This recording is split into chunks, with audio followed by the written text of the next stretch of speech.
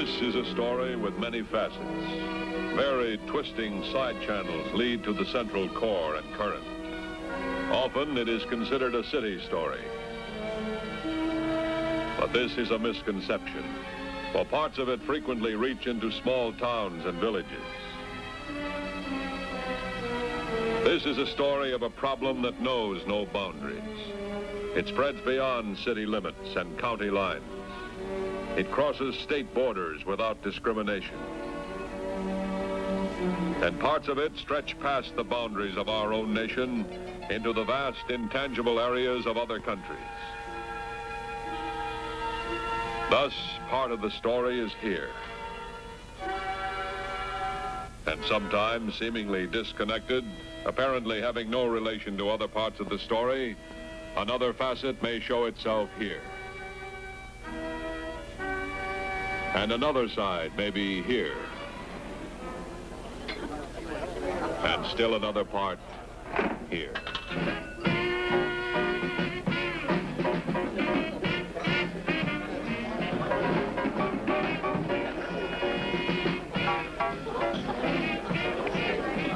Yet, independent as each episode may seem, they all lead toward the central theme, toward one end.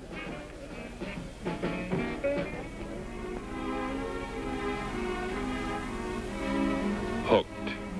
A monkey on her back. Hophead. Junkie. Hype. There's no shortage of words in the jargon to identify her. They all add up to the same thing. And she knows better than anyone what they really mean. The end of the world. A fix, a few grams of narcotics is the sole object and purpose in life. But this end must have a beginning, a place in time back through the years, where the stage is set. Beyond this point, the drives and emotions that will lead toward the end are molded. But in the beginning, God created man in his own image, strong and sound in mind and body. And the body begins to grow. And the mind takes form and learns. But sometimes there are defects in the pattern of learning. Errors, misunderstandings, and many times negligence. Young minds and emotions are held firm by love and a picture of security. They cannot understand the complexities of life. It is the duty of the adult to introduce these complexities with a careful teaching hand. They must always remember that reason is the gift of adulthood, which youth has not yet learned. Youth feels life just as they see it, and they react to those feelings. Thus, a problem takes root, and a beginning is established.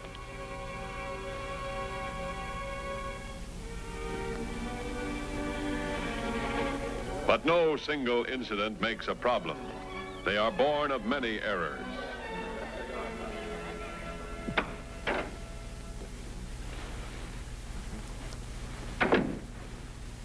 Mother! Mom!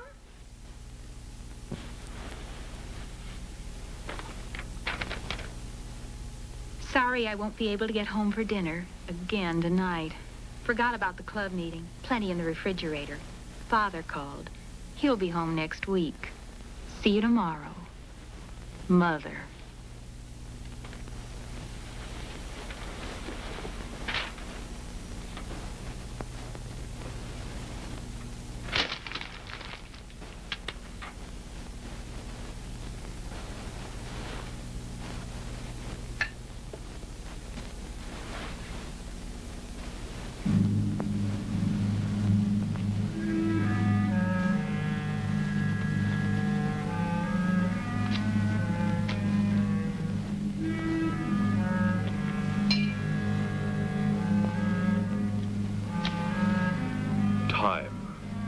Hours of loneliness. And these hours unfold into days, weeks, months, years, in which the young mind probes and experiments with life. Youth is hungry and eager to grow into the cherished dream of adulthood. But left to itself, that growth is unchanneled. The adult tools are available, but without the guiding hand to teach their proper use. To the young person, the mere use of these tools symbolizes the arrival into the grown-up world, a dream world where dependency is ended and loneliness can be conquered. And youth finds it can make its own decisions despite inexperience and hide any lack of security. And adding appeal to the situation, the unsupervised adolescent playing the make-believe role of adult easily finds companions to join in the game and perhaps introduce new rules.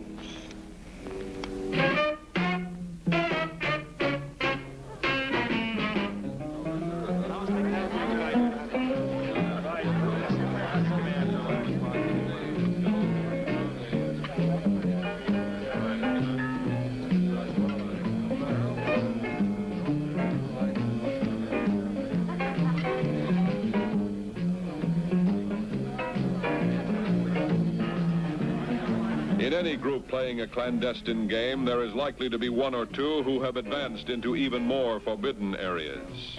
Bigger kicks. Drugs.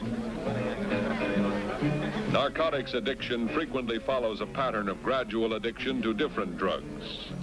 Often the introduction comes in the form of a goofball. These are barbiturates. Ones in common use are seconal, nembutal, and luminol.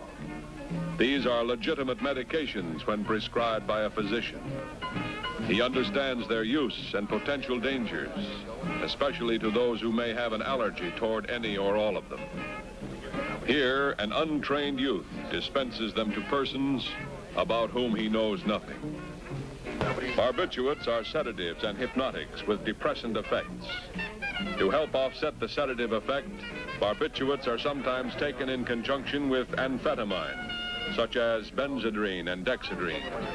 These are opposites, and the body fights to remain normal. Instinct or a natural fear of drugs may inhibit the user in making the initial experiment.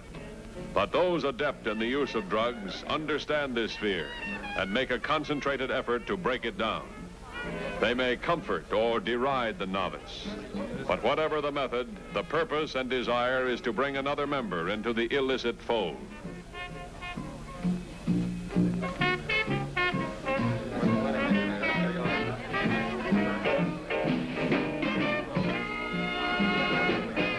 The situation is expanding.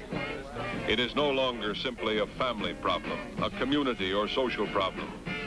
Although it is all of these things, it is now also an enforcement problem. Not only for specially trained agents, but for every field officer. Narcotics are associated with a wide variety of crimes: robbery, homicide, burglary, vice, and morals. The annals report that over 75% of all crimes today are in some way motivated by drug use.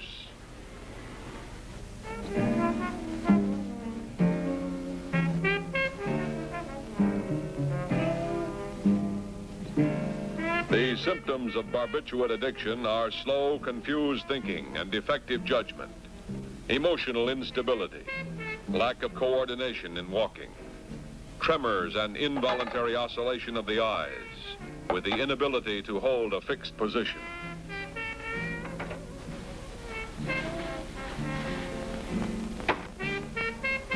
What's going on here? The question that must be answered is why this situation arose. Yet, like too many parents and other adults, the attack is on the symptoms, not the cause. Primary attention is on the condition of the house, the material loss, the opinions of neighbors.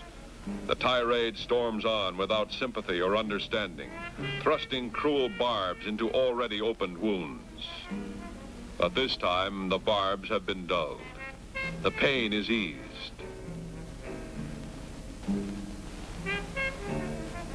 The goofball has won a friend.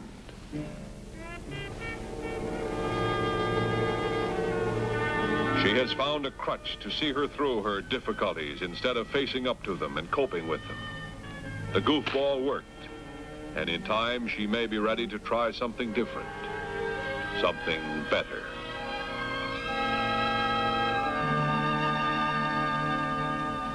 Jive, marry, grifo, grass, hay. Technically, it's cannabis sativa, the common name, marijuana. It grows 4 to 20 feet in height. The fruit, resembling seeds, appear at the tip. The plant is cut, and the fruit and vegetation in this area is used to produce a narcotic cigarette. After the plant has matured, it is topped. That is, the usable portions cut off. The leaves are then stripped and dried. Drying is generally done under the eaves of a building or a similar area where the heat will be intense, yet not in direct sunlight. The marijuana leaf, the long, slender fingers pointed at both ends, are characterized by the serrated edges. Tiny hairs and resin on the leaf make it sticky to the touch.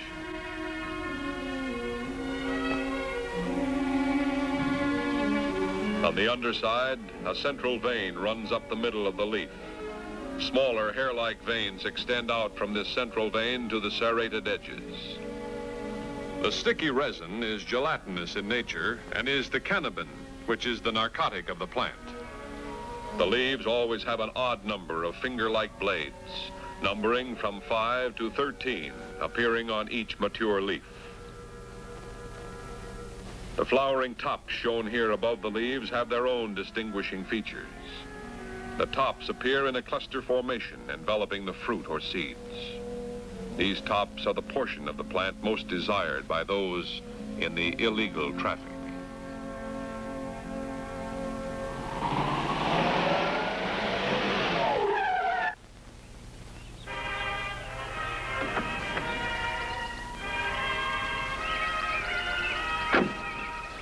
An established connection in the suburbs, a rendezvous prearranged by telephone. A narcotics user is often very wary and suspicious.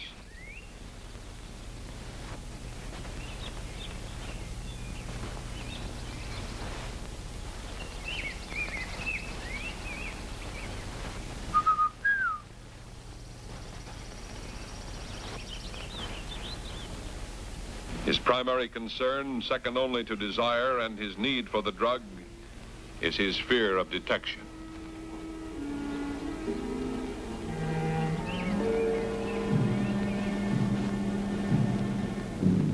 Marijuana has various stages of preparation. The rough stuff is usually bought in kilos, 2 2/10 pounds. It has a value of about $125 to $200 per bulk kilo. Sometimes the raw material is packed in pound quantities and sold for about $60 to $90 per bulk pound. Used tobacco cans become innocent victims of this racket. Both brown wheat paper and regular white cigarette paper are used to roll the sticks, joints, or reefers, as the cigarettes are often called. The matchstick or nail file is commonly used to tuck in the ends of the cigarettes after they are rolled. The premium part of the marijuana plant is the flowering top. These clusters enfolding the seeds contain the essence of the drug, the condensed cannabinol. The tops packed in a tobacco can have a wholesale value of about $15. They will finally produce 60 to 75 cigarettes, which sell at about $1 each. When the marijuana has been topped and dried, it is ready for the final preparation, manicuring. The leaves and other dried matter are rubbed into fine pieces. In a careful operation, all stems, seeds, and other rough matter are removed, leaving only the pulverized leaves. Even in this final stage, marijuana is easily recognized. Its texture and greenish color clearly distinguish it from tobacco. The cigarettes are usually rolled in a double thickness of paper. This prevents rough stems from piercing the wrapper. This is especially important since they will probably pass through many hands before reaching the ultimate user.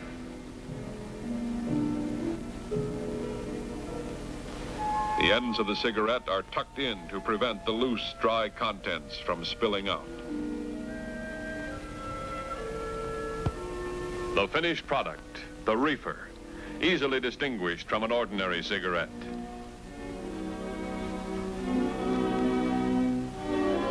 Now the contact is complete. The buy is made.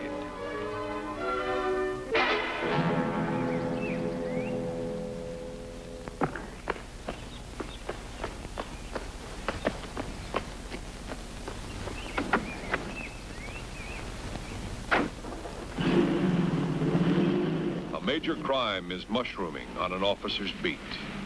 Yet, unlike other crimes, there is no victim who will enlist his aid and call his attention to the crime. This marks the peculiar nature of the narcotics problem. He must detect the crime as well as the criminal.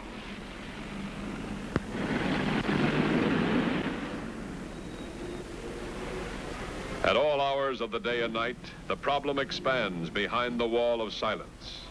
Even as the officer makes his rounds, a new victim goes anxiously into seclusion for her introduction to the drug.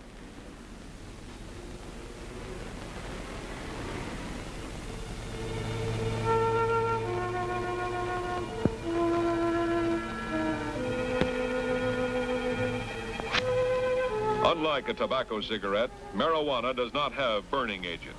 Therefore, constant smoking is required to keep it. For effect, the lungs are first filled with the smoke. Then a final mouthful is taken and inhaled with air. Some smoke is swallowed. It is held in for as long as possible to get the maximum effect. Sometimes the cigarette is held slightly away from the mouth, and with deep inhalations, smoke and air are sucked in at the same time. Whatever the method, the novice must be taught. The effects are unpredictable, appearing generally similar to overindulgence in alcohol. But the subject may become dangerous, and inflicting wounds may even seem comical to him. Inhibitions are relieved, and the user is extremely susceptible to suggestions. Delirium, increased imagination, hallucinations often follow. The eyes dilate.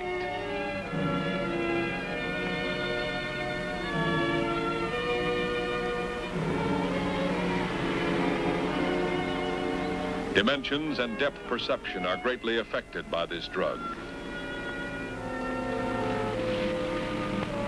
A single step may appear as a cliff. Activity is usually cautious and studied.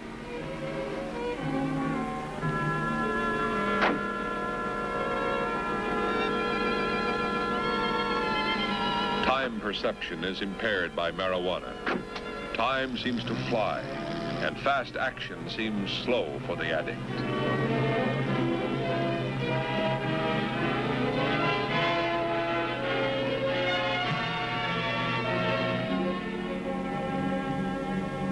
The seed of a major problem is planted, and with the rise of the sun on each new day, it grows larger, like a silent cancer in the community.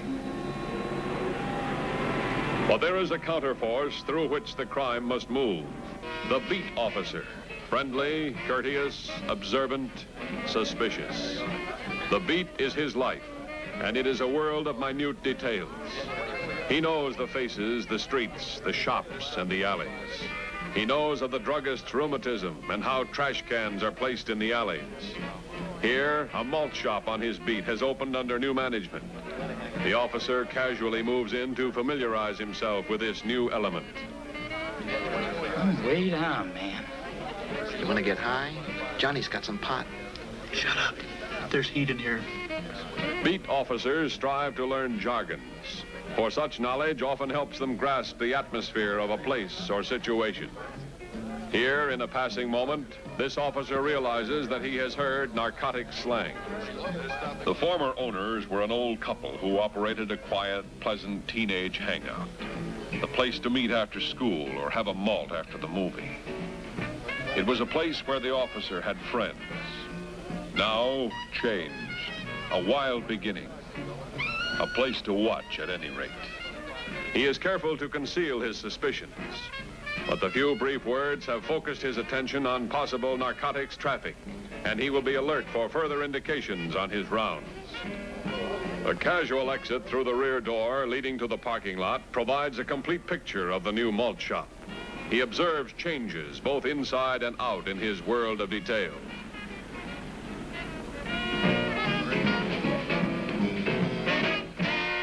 The pusher on his rounds casually awaits the customer's signal to make contact.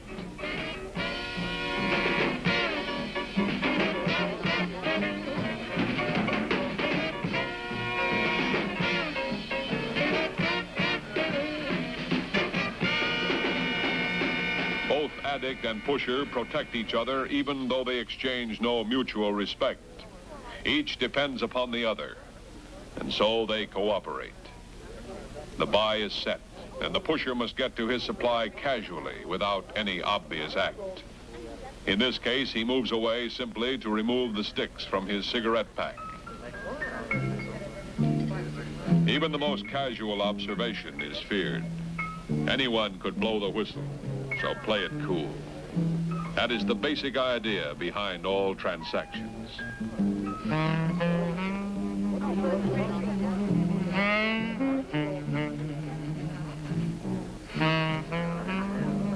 The money has been placed between pages of the magazine.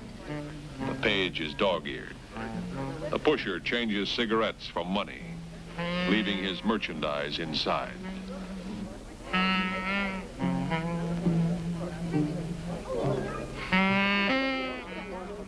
The connection has been made. They've scored. The users, the heads, the tea-blowers hurry off to use their buy.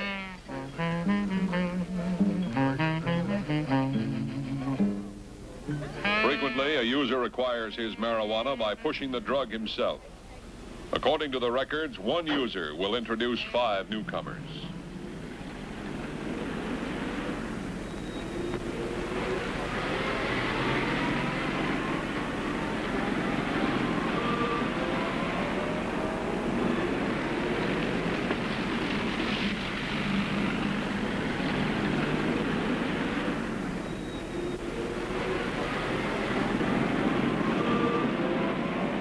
Users now go to a place where the tea can be smoked with relative safety. The spot has already been chosen, one used before with success. A dead-end alley, safe from the danger of observation even from casual passers-by.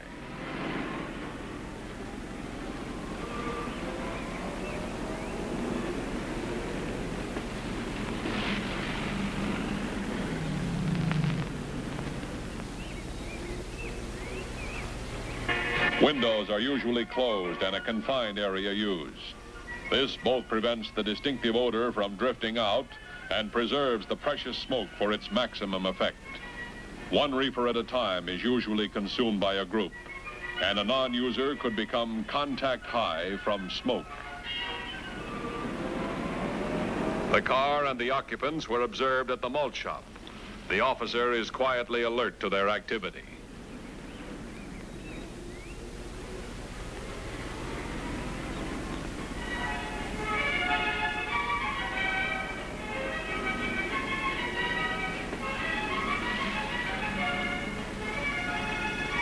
The marijuana addict, unlike most other narcotic users, prefers company when smoking the drug.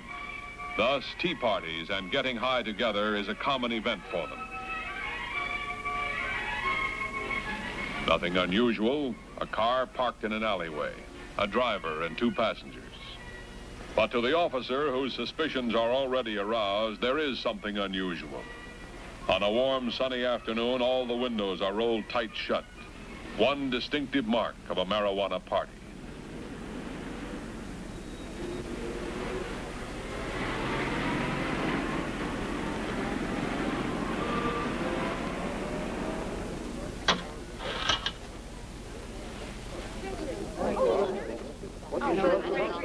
Even as the tea party progresses, the young pusher awaits more customers for his poison. They know where to find the pusher. This customer, though, is not an addict, but the girl to whom the pusher introduced the weed. She is still a novice, but has found marijuana more gratifying than the goofball she was used to. And sometimes she will use them in combination. Typically, she comes now burdened with depression from another family argument. She searches the new means of escape that the boy has shown her. She wants one now, just one. She's way down. He knows the feeling, not a physical need, but a mental craving. The misery of not having a crutch.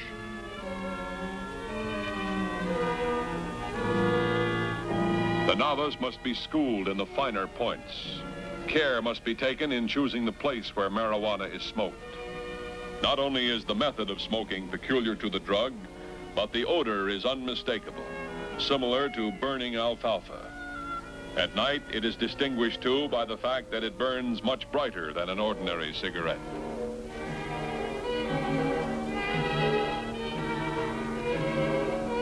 Not a cash deal now, but a few more samples and she'll be ready to buy. A regular...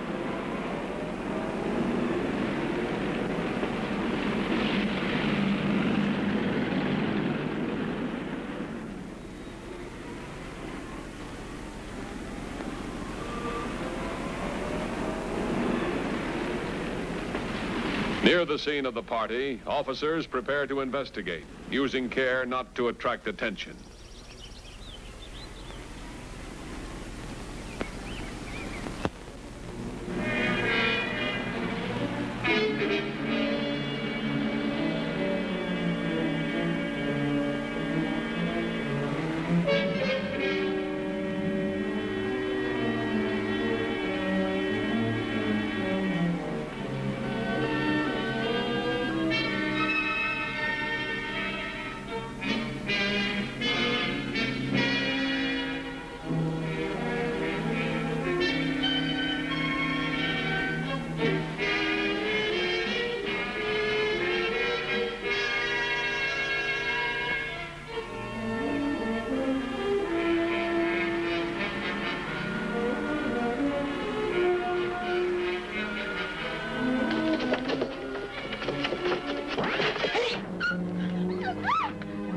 Avenues of escape are cut off. Special procedure is used in a narcotics arrest. Hands are the primary concern.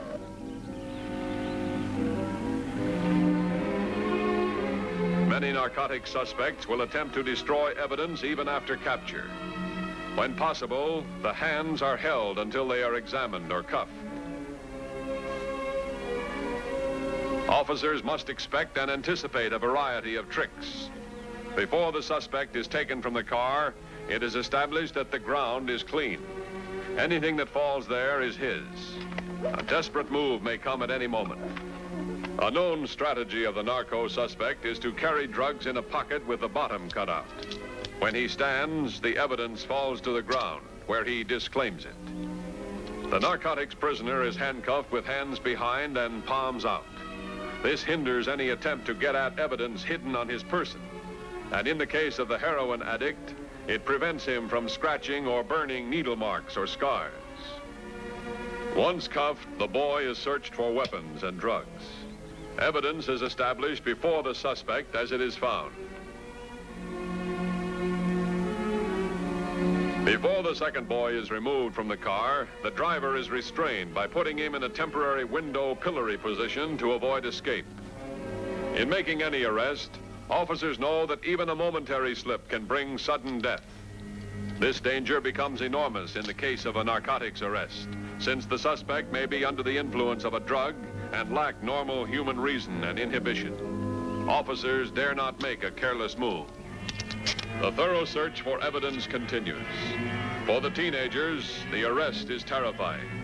Yet, paradoxically, arrest may be their one hope, the thing that could deter their fall into the inescapable dungeons of addiction.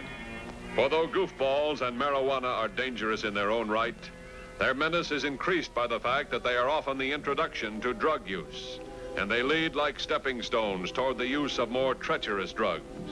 This roach, this butt, hidden in a match pack, is a symbol of the endless cost of drugs. Special procedure is used with a woman suspect. She is given a strong warning that she will be searched in jail by a matron or physician, and until the search is made, she will be held under constant surveillance. When her position is clear, a woman will frequently surrender the drugs rather than let them be found by search. Officers know that narcotics are often secreted in body cavities, especially by female offenders. The young girl considers her escape as luck, for she flees back into a society where even at this moment, more vicious traps are being laid within the seemingly innocent confines of the malt shop itself. Heroin. The power and danger of addiction to this drug are so great that its importation and manufacture in the United States has been outlawed, even for medical use, since 1925. Today, it is smuggled into this country by organizations usually having international ties. Such groups sell the heroin in quantities of a pound or a kilo to large-scale pushers, such as this one operating within the suburban community. The pusher breaks his pound or kilo into smaller quantities, packing it in various containers. This finger stall holds about 1/4 ounce. Heroin sifts down through many middlemen between smuggler and addict. At each step of the way, the drug is cut, that is, diluted, usually with lactose, milk sugar. The original buyer makes 2 or 3 kilos from 1 kilo of pure heroin. Here, the pusher cuts the already diluted drug again. The cap. This is the quantity and the object on which the addict bases his daily life. It will be further adulterated before it reaches him. The smaller peddlers will cut thereby, and the mule who delivers the drug between pusher and addict will probably steal a small portion. The addict may even take his buy, cut it again, and resell it. The cap is made by pressing 1/2 into the mixture, closing it with the empty half, and flicking it to spread the powder into both sides. A pusher operating on this level sells quantities from 1 gram to 1 or 2 ounces. A common package for his wares is the bindle. It is simply a paper folded in such a manner that all ends are tucked in to prevent the drug from spilling out. A 1 gram bindle will sell for about $25. It will be cut, made into 10 caps, and sold for about $50 on the street. Price is always dependent upon quality. But on the street, the heroin in various containers on this table will eventually sell for over $45,000. So the stuff is packed, ready for the buyers, the smaller pushers, the addicts, and perhaps new victims still unaware of their fate. In the midst of large-scale narcotics operations, the apprehension of 3 juvenile marijuana users may seem a minor event. Enforcement officers know the importance of the arrest in the overall problem. Narcotics users often talk freely when apprehended, and one arrest can start a chain reaction. Word of the arrest must be spread. She goes immediately to the marijuana pusher, the one who introduced her to the drug, her friend. The news is like an alarm. If they think on them, the pushers will be the ones they sell out. He asks for the owner of the shop, the heroin pusher, the big man. He talks with a small pusher, a client who is also an addict.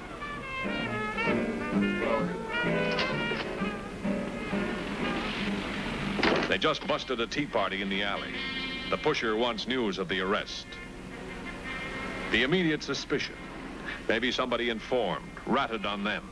The boy vouches for the newcomer in the group, the girl. They accept her. The pusher advises the boy to hide any stuff he is holding. And in a typical move, he convinces the novice that she will not be suspect. Actually, he places her in jeopardy to clear himself. The pusher's final word, hide and wait. And so they flee. But they leave the young girl, a marijuana user, a novice, holding the evidence of a serious felony. The addict, shrewd, cunning, sees his chance. He offers her a place to hide. In her fear that borders on panic, she grasps at the offer of protection. Plan takes form. Narcotic operators are extremely cautious and wary. This pusher formerly owned a pool hall, but such enterprises were gaining too much attention from narcotics enforcement officers, and he moved his operation to a teenage malt shop. He sells only to small pushers and out the back door.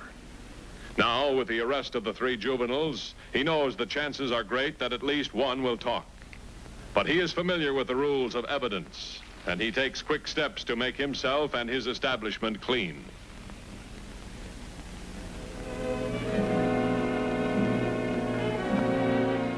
In the depths of the city, the addict leads his hopeful conquest to his pad, his room. The girl, though uneasy in these surroundings, moves on, driven by the fear of detection and arrest. It is a typical dwelling of a hype, a junkie.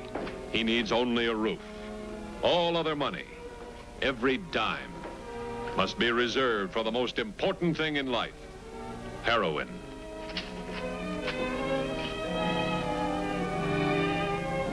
Behavior approaching paranoia is characteristic of the addict.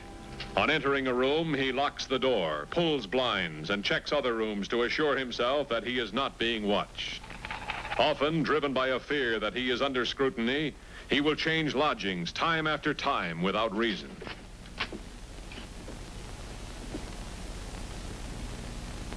Assured of safety, he suggests that they blast a stick or two. This is the first step in his cautious plan. His real goal is to introduce her to heroin.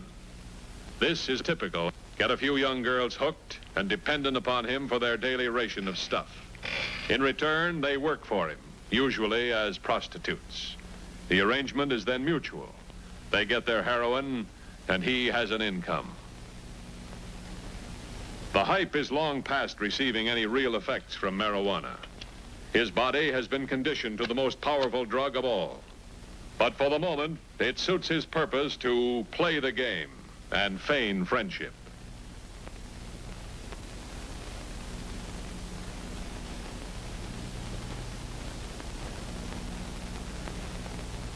She is familiar with marijuana and accepts it eagerly.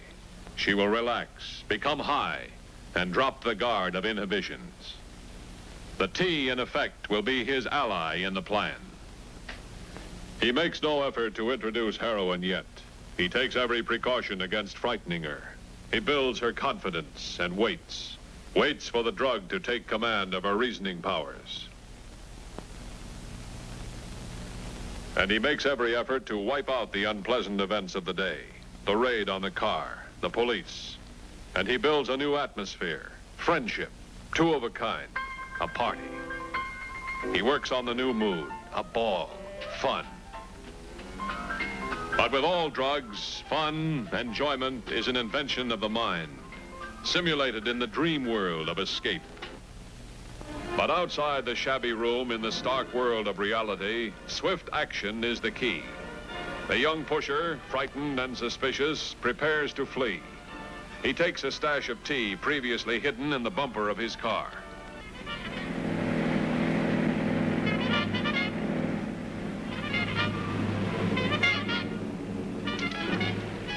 In every narcotics arrest, an officer faces the threat of death. Every move is cautious, planned. He must keep alert, watch for any quick or sudden move. The officer gives primary attention to the hands, cuffing them behind the suspect with palms out. He keeps a distance between them, a safety margin. The fact that this boy may be under the influence of a drug increases every danger. The suspect is put off balance for the moment needed to recover the discarded evidence. In a typical move, the boy denies any connection with the marijuana. An immediate search for weapons is made. The officer reports that the suspect is in custody and requests aid in taking him in. Units 61 and 53, 511 Kent Drive, meet the officer. The search will be thorough, and the suspect will be kept under close scrutiny until he and his clothing are given a detailed shakedown in jail. But even as officers strike deep into the heart of the problem, it continues to grow and spread beneath the surface. A new victim is being lured into the trap of addiction. High as a kite. The marijuana has done its job well. She can be led now, ready to go along. Casually, he introduces the idea of something stronger, real kicks. He is careful to imply that it's only for himself.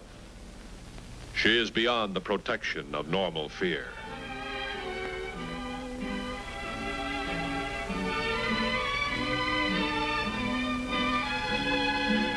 Even in the midst of his plan, the hype is suspicious, afraid that the young girl will spy and learn one of his hiding places. He watches the door. But it's a needless precaution this time. He knows he must move cautiously now. A careful, easy introduction.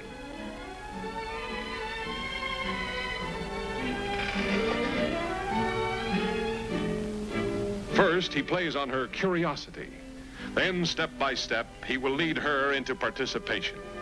Throughout, he depends upon the tea to help him keep the air of fun, a game.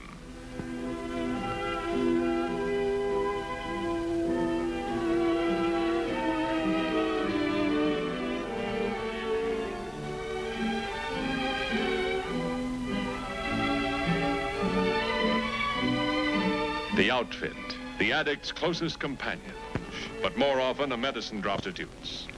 The needle, a spoon, and a small wad of cotton. The hype disregards sterilization.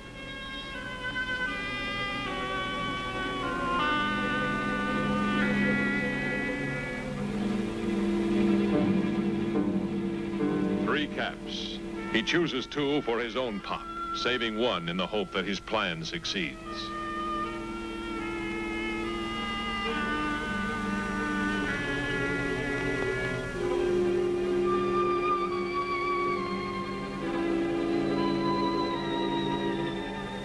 He tests the needle to be sure that it isn't clogged.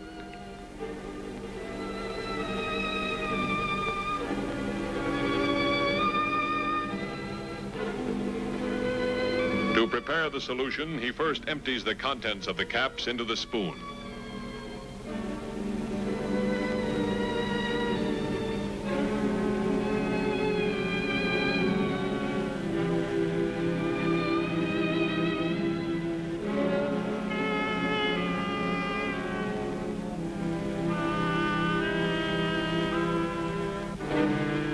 Heroin comes at a high price, and every tiny grain of the stuff is precious. Anything spilled must be retrieved.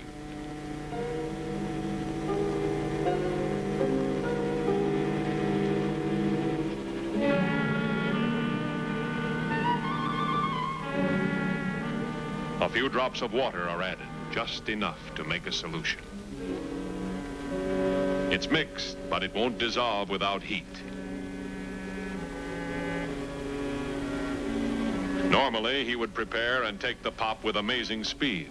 But this time, it's a performance meant to amuse and entice. Now, the solution must be cooked. A couple of ordinary matches are usually sufficient to bring the mixture to a boil so it will dissolve.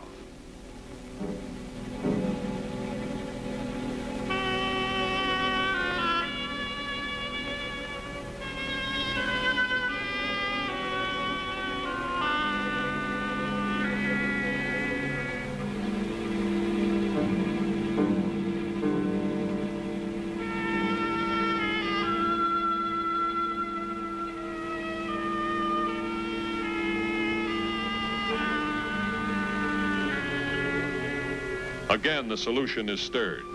A string wrapped around the base of the dropper will hold the needle in place. All sanitary precautions are ignored.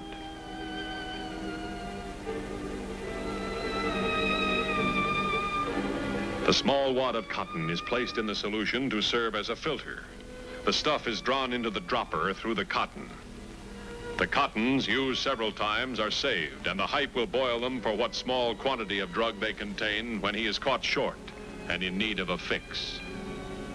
The pop is ready, and the needle is put in place.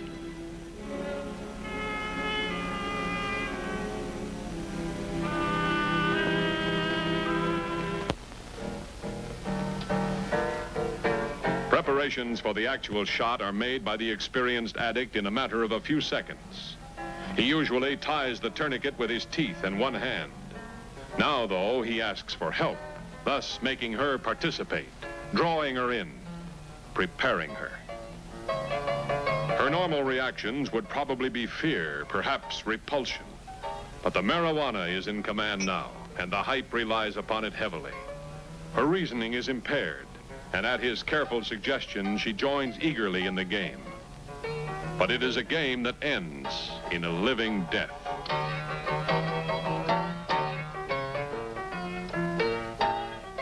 The needle has pierced the vein, and he directs her to loosen the tourniquet to allow the blood to flow.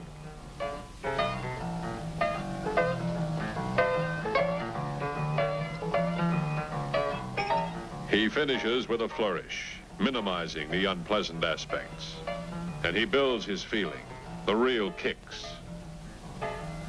But nobody wants to get high by themselves. Why doesn't she fly with him? He could fix her a little pop. And new roots take form in the secret problem. But the silence that guards the crime and prevents detection has been broken. Enforcement officers, alert and trained for this special problem, move swiftly into action. Having been kept under close watch since his arrest, the young pusher gets a thorough shakedown on his arrival in jail. His secret hiding places in lapels and seams are discovered. His attitude begins to change. He wants to divert the pressure. He considers who and how many he should turn in. The case builds against him, and he makes his desperate decision. He knows a hype, a pusher. There's a girl with him. He probably took her to his pad. With the evidence expanding, trained narcotics officers, either local or regional, should be notified to direct the investigation. Having a previous arrest, the addict pusher is identified from a mugshot. Officers are dispatched to apprehend him, and the chain pattern of arrest that is familiar in narcotics cases continues.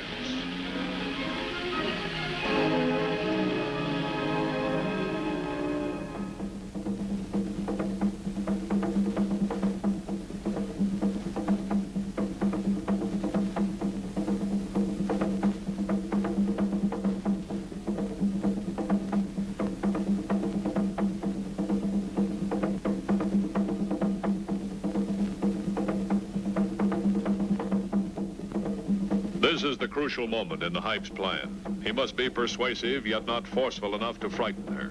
She is wary, has a natural fear of the needle, has heard of those who get hooked.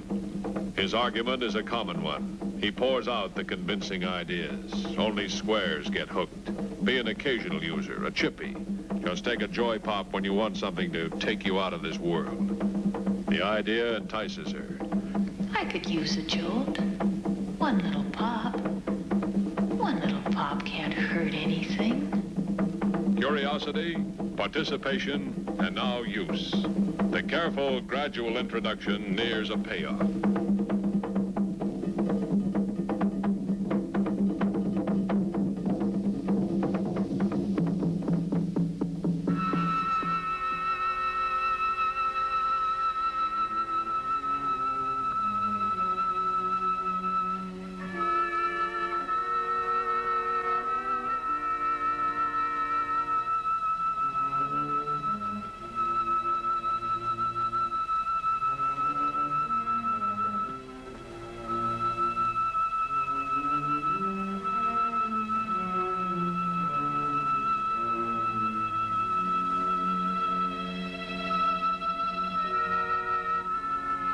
When no needle is available, an addict may cut the vein with a razor blade and literally pour the stuff in with the bare dropper.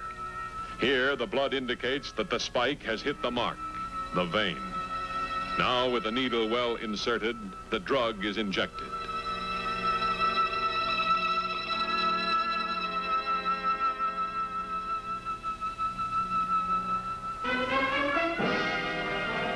The main line. This is the high point. This is the top of the ladder in this secret and distorted society, dedicated to self-destruction.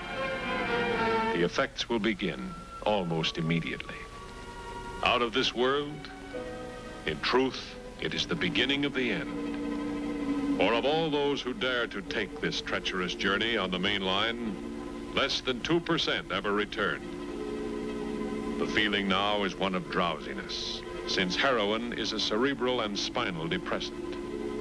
The pupils of the eyes contract and remain fixed. Action is slow. Pulse and respiration are retarded.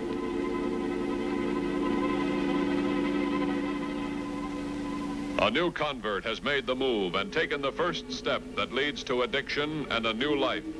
A life of slavery, where the drug is the master. Another addict, the convert of a former day, is in need of a fix. She gives the knock commonly used by hypes and pushers. The junkie opens to no one until he is prepared. The evidence is quickly rolled into the cloth and placed on the girl's lap. If it should be a raid, the stuff would be in her possession, not his. Even though she is one of his girls, she is not welcome at this moment. Her appearance could smash the plan that has gone so well until now. But she is in the first stage of withdrawal, and a fix is imperative. He must take the chance. In his favor, his new conquest is beyond rational thought and reason. He explains that she is a novice, has just taken her first pop. The older girl plays along.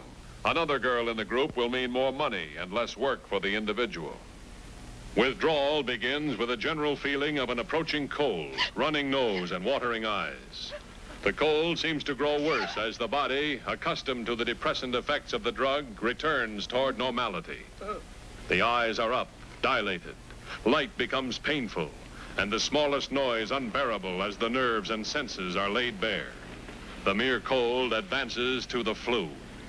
The addict soon comes to learn that when the symptoms appear, a fix is the one hope, for within a few hours, the body will be helpless. Nausea, violent coughing, and retching join the pattern. But now, even in the midst of misery, a smile to the novice. A smile wrought from a memory in the vague past.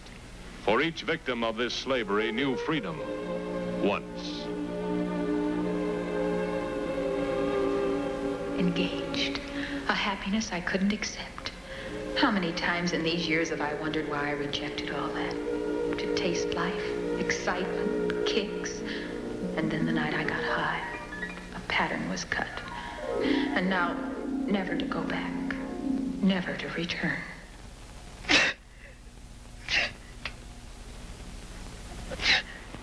The stuff has been laid out, and he gives her the used, unsterilized outfit to take the pop. He has left the caps in the bathroom, a move calculated to get her away from the younger girl. But the scene of growing horror has unfolded before imperceptive eyes. He hurries now to take the novice out, since he knows that there may be an even greater storm before the drug has a chance to bring the calm. The first shot of heroin usually results in nausea. He knows that activity will only tend to increase the sick feeling, but he chooses that over the chance of her witnessing withdrawals.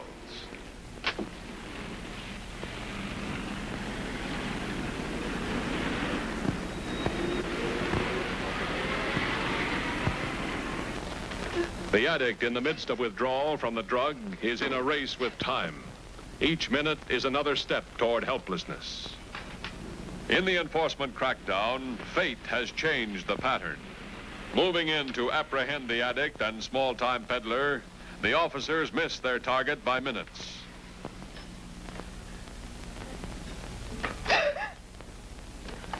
Aware that the room is occupied, they prepare the surprise essential to narcotics arrests. They go for the hands. Pipes frequently try to swallow evidence and will get it to the mouth almost as a reflex action. With the suspect subdued, the rooms are searched for other occupants. The chair on which the girl will be placed is first checked for hidden weapons or drugs. No other occupants are found. Now, while the suspect is held under surveillance, a thorough shakedown of the apartment must be conducted to uncover any secreted evidence. This type of search is a specialized task, demanding attention to minute details. Cigarette burns, though not considered evidence, are typical signs of a junkie's bed and clothes. The pillows, mattress, and blankets are checked, especially along seams and hems for caps or bindles stuffed inside.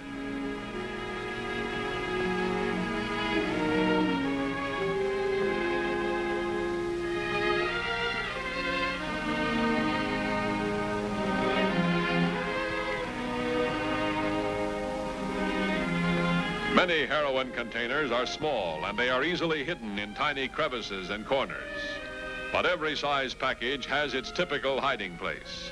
Here, a spare outfit is pinned to the outside of a window blind.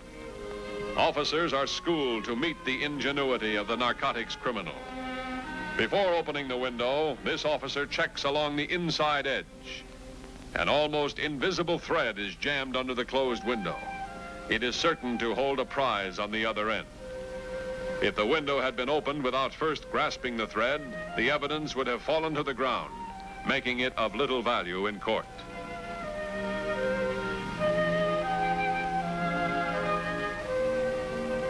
A search must be made under and behind all furniture.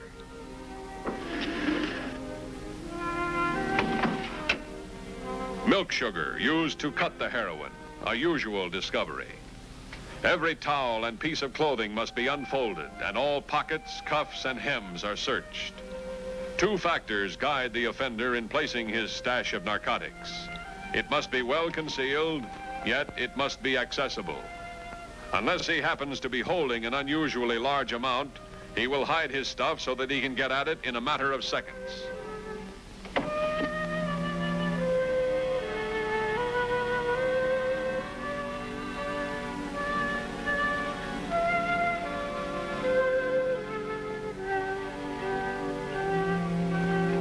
The underside of furniture provides the requisite of a usual plant.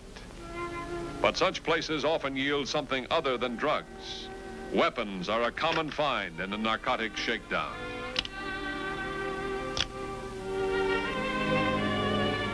Even the cavity under a lamp may hold evidence, and taped wires may actually be false insulation. A plant hidden under a rug is usually near the edge, so as to be accessible. The pain of withdrawal grows worse, and nausea increases. The addict begs for relief, but the officers are powerless to help. They pity her and sympathize, but the torture is inevitable. These exacting duties in a narcotics arrest are essential, but the officers face this situation under extreme emotional pressure. For the human suffering that is a product of this crime cannot be blocked out or ignored. Their normally demanding task becomes extremely difficult and complex under these circumstances.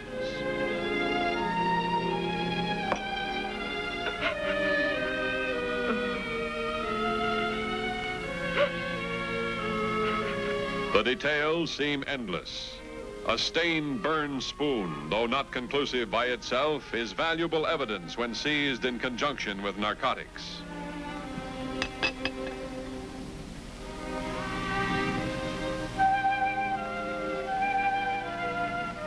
Narcotics offenders, especially pushers who sell directly to addicts, must deal with a constant threat of theft as well as detection by enforcement officers. For this reason, they usually hide their stuff in small quantities and in numerous locations.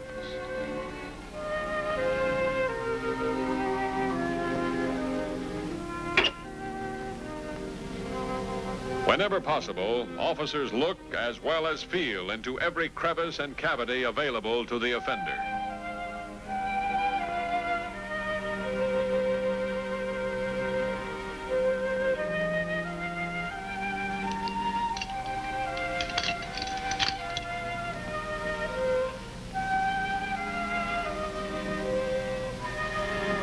And nothing is overlooked.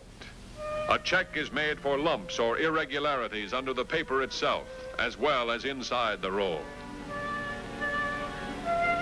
Toilets provide numerous hiding places for almost any size package. It is a great risk to submerge a narcotic in liquid, since moisture would dissolve the drug. But it is a risk frequently taken by those in the illegal traffic.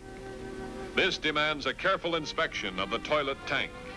And there is an axiom: check the underside of everything. In here, Dick. All evidence must be established before the suspect, and her reactions and remarks noted.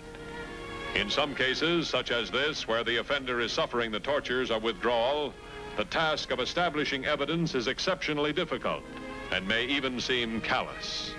But it is an essential step in prosecution of the case, and failure to perform this duty would weaken the officer's position in court.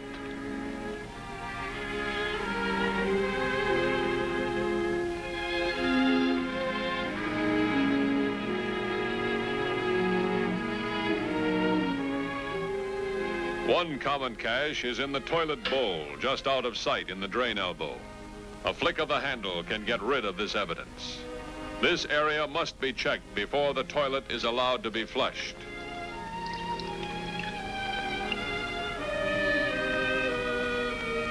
The fact that a door will close does not mean that it is clean. A bindle taped to the door top won't hinder its operation. When the first officer completes his shakedown, he takes the duty of guarding the suspect, and his partner makes a complete search of the rooms. This method of double checking is routine in all shakedown procedures. Even though the first officer uncovered substantial evidence, his partner may still search some area that was overlooked.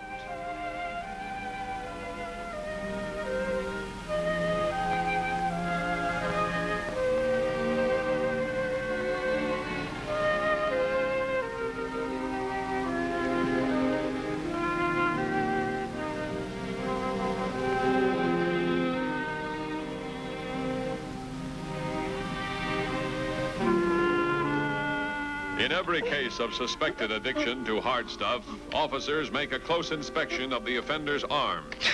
Here, the hype wears the telltale marks of the habit. In response to the compulsion, the vein must be punctured with several injections each day. The pop is usually taken on the inside of the elbow, but in time, the vein will collapse. And the hype generally ties off further and further down the arm. As the entire vein becomes impossible to tap, the other arm is used.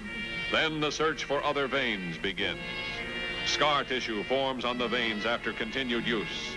Older hypes have been known to use veins on the backs of hands, in the fingers, and even between the toes. When arrested, addicts will often try to burn or scratch scars since they can be used in evidence against them. Often, too, a hype will be willing to show old scars, claiming to have kicked the habit, but a thorough check will usually uncover new marks.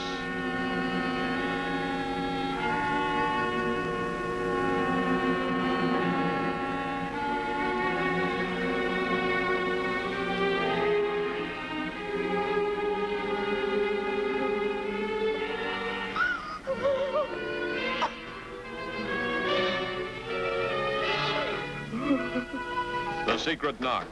Swift action is the key. They get the suspect out of sight, use surprise as their margin.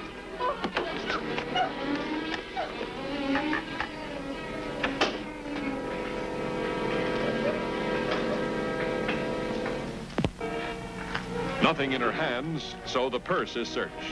Her money is counted and returned. A hype will try anything.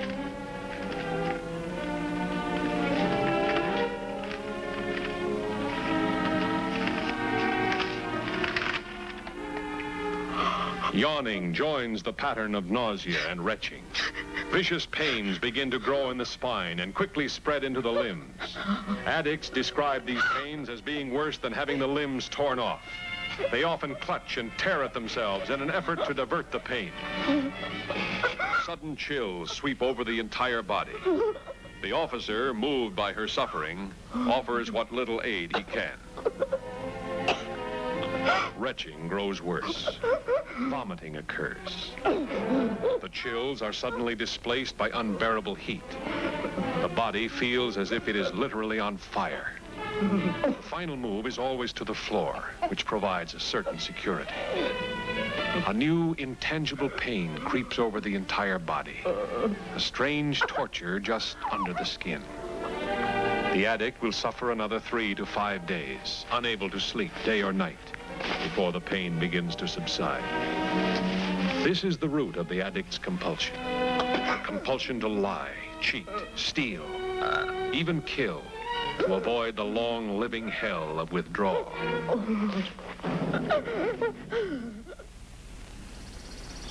Throughout the day, officers are dispatched by the trained agent to make arrests, with each one leading to another. Thus, the original raid on the juvenile tea party was felt indirectly throughout the entire illegal society. Like dominoes lined in a row, the first one knocked over affected the others in a chain reaction. Next link in the chain, the major marijuana peddler is now arrested. As the day progressed, the pusher addict remained at large, even though his apartment had been searched and 2 of his girls apprehended. Teams of officers are dispatched to stake out both inside and outside the suspect's pad. The size of the plant uncovered in the apartment made it reasonably certain that he would return no later than the time of his next fix. But the hours of the stakeout drag on, and with them arises the possibility that the suspect has been tipped off, perhaps by other tenants in the building.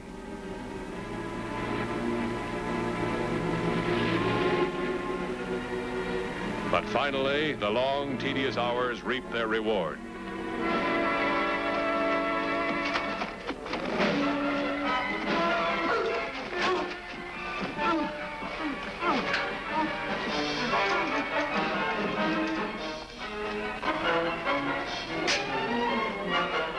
Even after the hype is cuffed, the officers stay alert for trouble.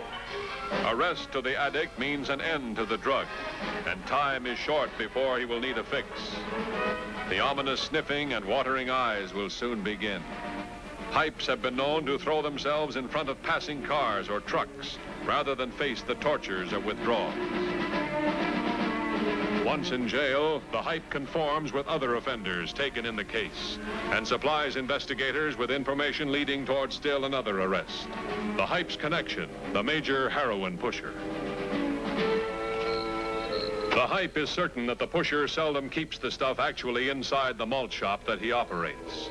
But their transactions were always such that he could get to his plant in a matter of minutes. In order to make the arrest, the drug must be found in the possession of the pusher. There will be no needle marks, outfits, or other evidence to support action in this case. Investigators know that the plant is somewhere nearby, and officers are dispatched to search the surrounding area late at night.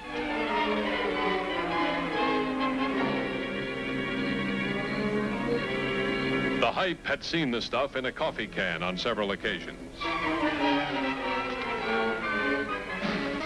The stuff, heroin, a fortune in poison.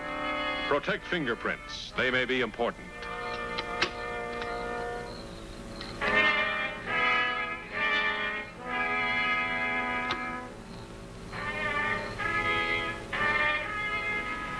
Now the stakeout, the long wait. Maybe an hour, maybe days. And with the light of morning, the stakeout pays off.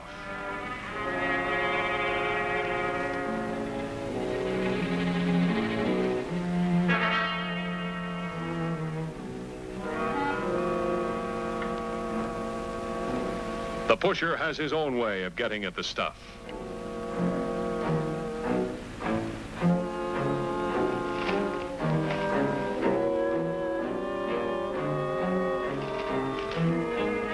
There is no case until the suspect has possession of the evidence. The narco offender is a dangerous felon, and he may kill to effect an escape.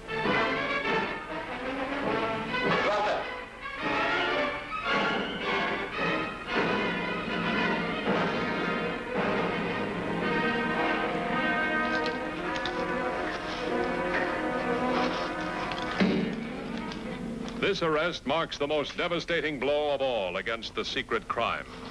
He is the source of supply for the community, the fountainhead from which the crime springs. And he is the most vicious and ruthless member of the society, dispensing a life of torture to others for his own personal gain and greed.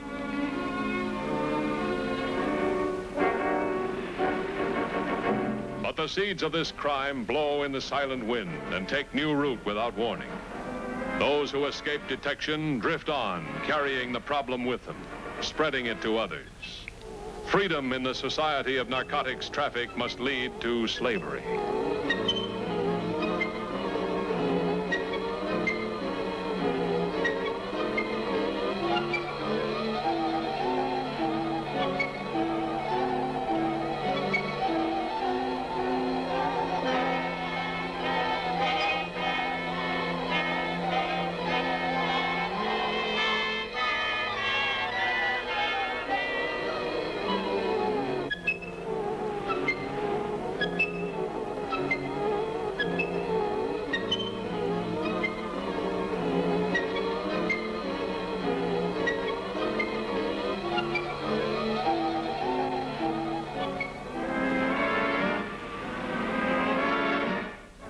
All the industry of living is devoted to one end, a shot, a fix, a pop. Nothing else in life has meaning. The addict will sell all her possessions, then finally herself in her drive for drugs.